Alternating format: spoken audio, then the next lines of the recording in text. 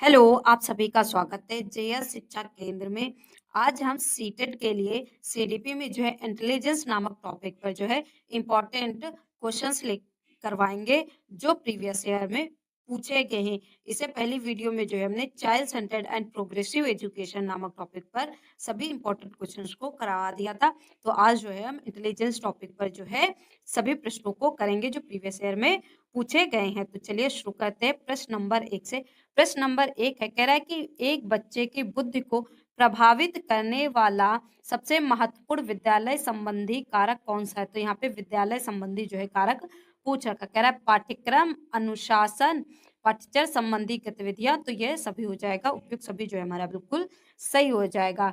अगला क्वेश्चन दे रखा है, कह रहा है कि एक बच्चा चीज़ों के बीच अंतर और समानता को जल्दी और सटीक रूप से देखने में सक्षम होता है। थर्स्टन के अनुसार बुद्ध के सिद्धांत आपको थर्स्टन के अकॉर्डिंग बताना है। बुद्ध के सिद्धांत के अनुसार उसके द्वारा निम्नलिखित में से किस कारक का जो है उपयोग किया जा रहा है? तो जो है अवधारणात्मक गति का जो है उपयोग किया जा रहा है, ये बिल्कुल सही हो जाएगा थर्स्टन के अकॉर्डिंग। अगला क्वेश्चन है, कह रहा है कि प्रिया जो है गणितीय समस्या को हल करने में अच्छी है, उसके अंदर किस प्रकार की बहुबुद्धि अधिक है? तो उसके अंदर कौन-सी बहुबुद्धि अधिक है? तो तार्किक गणितीय बुद्धि जो है वो अधिक है।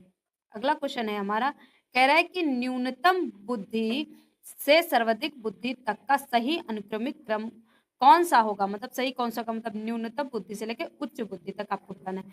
तो बेवकूफ, मूर्ख, पिछड़ा, सर्वश्रेष्ठ, प्रतिभाशाली, यही जो हमारा बिल्कुल सही हो जाएगा। अगला क्वेश्चन है हमारा, कह रहा है बुद्धि डैश की क्षमता है।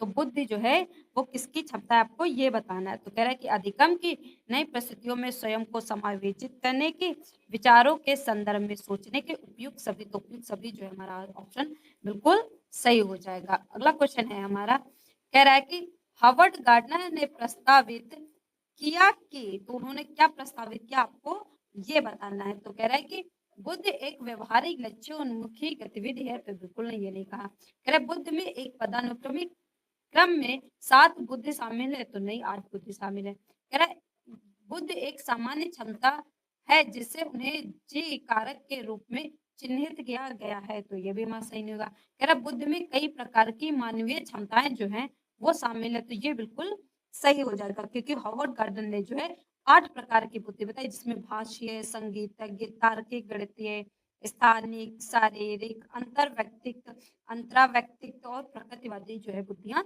शामिल हैं। अगला क्वेश्चन हमारा दे रखा है, कह रहा है कि एक कक्षा में जहाँ छात्र विविध संस्कृतियों से पढ़ रहे हैं, शिक्षक का लक्ष्य उनकी सांस्कृतिक भिन्नता को ध्यान में रखे बिना उनकी बुद्धि का जो है आंकलन करना है। तो कह रहा है वह इस लक्ष्य को प्राप्त करने के लिए कौन-सी परीक्षा जो है चुनेगी? तो कह रही सामूहिक बुद्धि उपलब्धि परीक्षा चलेगी? तो बिल्कुल नहीं, पता ही नहीं चल पाएगा। कह रहा है सांस्कृतिक बुद्धि उपलब्धि परीक्षण चुनेगी?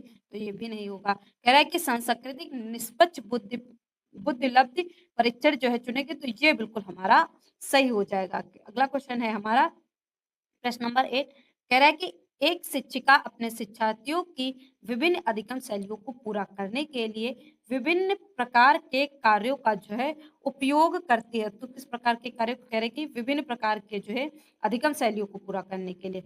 तो कोहलबर्ग के नैतिक विकास का सिद्धांत तो नहीं, वाइगोस्की का सामाजिक संस्कृति सिद्धांत तो ये भी नहीं, कह रहा है गार्डनर का बहुबुद्ध सिद्धांत, तो ये बिल्कुल हमारा सही हो जाएगा। अगला क्वेश्चन है हमारा, कह रहा है भावनात्मक बुद्धि की जो है विशेषता है, तो भावनात्मक बुद्धि की कौन-सी विशेषता है? कह रहा है समस्या समाधान में दक्ष, तो ये भी नहीं होगा। कह रहा है उच्च अमूर्त चिंतन, ये भी नहीं होगा।